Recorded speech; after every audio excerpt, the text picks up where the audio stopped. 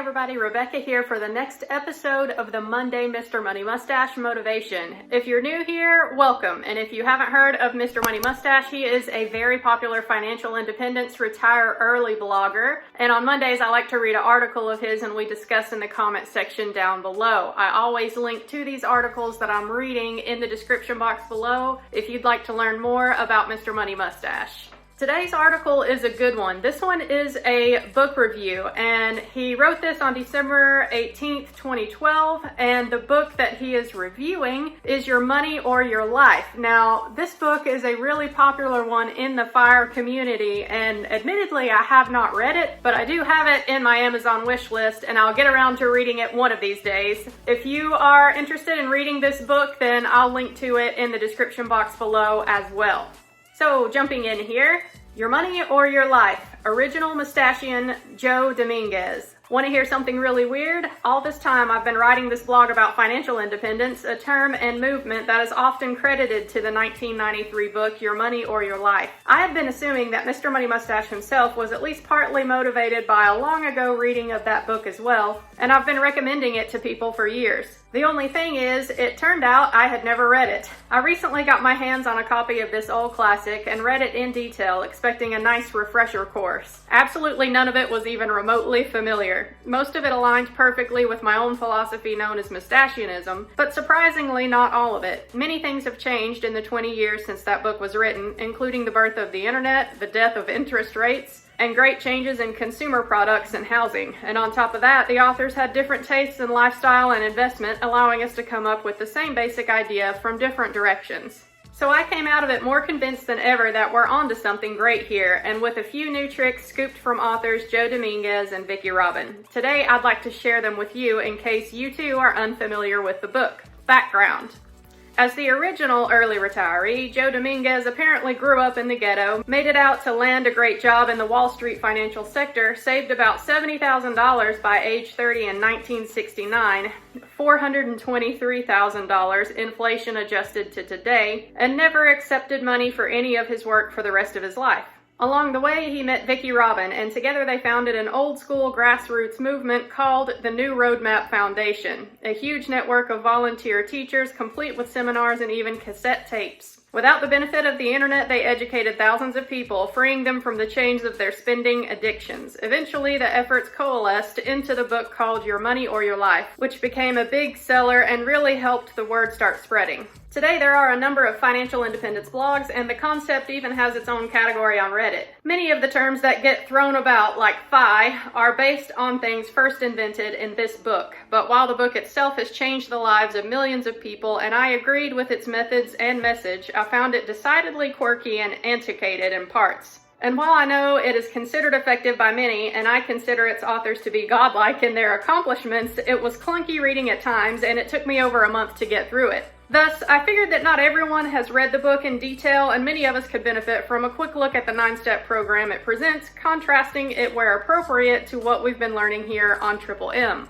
Step 1, make peace with your past. Add up all the money you've earned in your life, then add up your net worth today. How much have you managed to hold on to? How much did you spend? For most people, this yields an unpleasant surprise, but it's okay. There is no sense beating yourself up over past mistakes. Step 2. Figure out your real earnings and spending. The idea here is that your real hourly wage is much lower than you think. You can figure it out as follows, and I'll even put in some plausible figures for a person with a $50,000 annual salary. Take your total monthly income after federal and state taxes, $3,500. Then subtract all work-related expenses, commuting, clothes, restaurant lunches, housekeepers, daycare, de-stressing activities, etc., $1,500. Divide this by your total work time, including commuting, dressing up, clothes cleaning, unwinding time, etc., 248 hours. The net result is that you take home a lot less than you think and spend a lot more time doing it. In the example above, the $50K earner ends up bringing home only $8.06 for each hour spent in activities directly related to the job. Thus, when you decide to buy yourself an $8 treat at Starbucks or at the pub, you've really just burned off an entire hour of life energy, which you'll never get back. You have to add that hour to the end of your work career to achieve financial independence.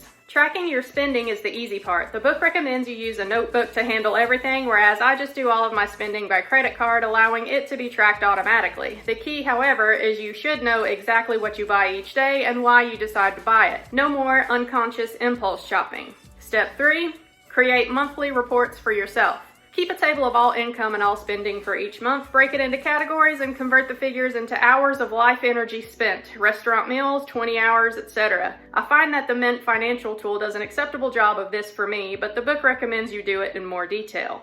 Step 4, 3 questions that will supposedly transform your life. For each of the categories above, ask yourself, did I receive fulfillment in proportion to the hours of life energy spent?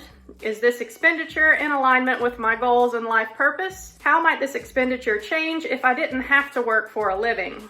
Step 5, keep a prominent graph of income and expenses. You keep doing this for multiple months, which will grow into multiple years. The authors report that most people start to see their income grow even as their expenses shrink, since they are now learning to spend more consciously. Although I don't have anything on my kitchen wall, we do maintain a history of spreadsheet versions and graphs of savings that dates back several years. But if you are a beginner who still wrangles with optional luxury purchases while still in debt, the kitchen wall is a good idea. Step 6, learn to value your life energy by minimizing spending. This is the meat of anyone's financial independence, learning to spend your money efficiently on the things you do get true fulfillment from and not spending it on all the things you don't. The book presents 101 tips, most of which have been covered here on this blog at various times. Step 7, maximize your earnings. Adopt a positive attitude about your work and appreciate the earnings as a tool which gets you to financial independence, rather than feeling like a victim of outside forces like the economy or a recession. Seek to earn more and don't be limited to work only in your current field. After all, you'll be retiring soon anyway, meaning every activity will soon be open to you, whether paid or unpaid.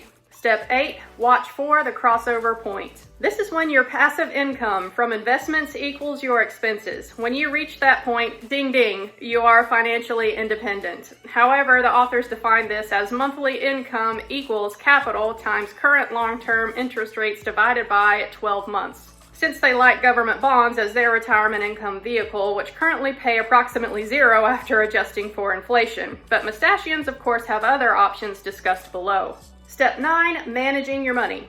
Become knowledgeable and invest your capital in such a way as to provide an absolutely safe income sufficient to meet your basic needs for life. Here's where one of the most significant differences pops up between Your Money or Your Life and Mr. Money Mustache and other modern takes on financial independence. In the early 1980s, you could buy 30-year government bonds with a nominal yield of over 12%. Even in the surrounding time periods, yields were well over 7%.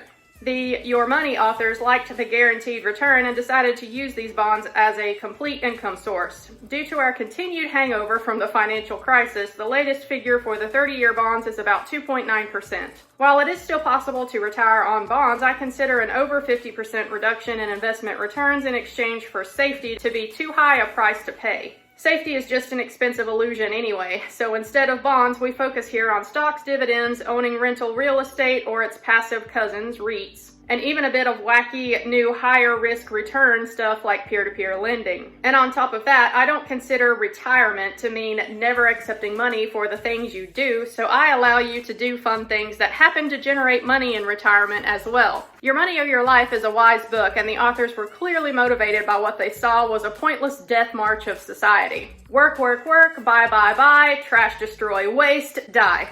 Even 20 years ago, when the first clunky SUVs were coming to the market and trailblazing a path to widespread stupidity, this pattern was already obvious. And Joe and Vicky were wise to it, trying to guide society away from its wasteful ways and vividly aware that our consumption is an ongoing train wreck of environmental destruction. The bad news is that we went through some pretty shitty decades since then, when measured by the spread of the very consumer disease the book was fighting against. Cars turned into personal trucks, commutes grew, suburbs sprawled, and China joined the party, building a communist copy of the Great American Smokestack, flooding their own country with asphalt and ours with cheap manufactured goods. Americans kept working more so they could borrow more and buy more. We grew much fatter and less happy and generally continue to live our lives in the most blind and inefficient way possible on average. The good news is the internet happened. Of course, it spawned an acceleration of technological progress, giving us things like remote working and energy efficient products. But technology can't save the world by itself.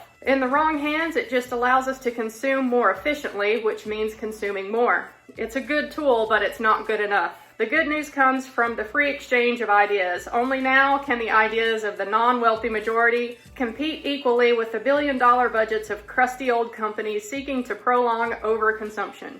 Nowadays, even an untrained individual can sit on the couch and type some shit into the computer, and it can reach a wider audience than a successful book might have in the past. So imagine what a big group of people could accomplish, some of them with influence over companies and governments, if they all started grooving on the right message. The bottom line, I'm thankful to Joe Dominguez and Vicki Robin for getting so much of this started, as are countless thousands of other people who are now more free than they could have been otherwise. All right, y'all, I don't know about you guys, but for me, I still do want to read this book, even though there are some parts that may be outdated for today's financial independence thinking. I still think that the premise of this book to really value your time and spend your money on what brings you actual fulfillment is still going to ring true today.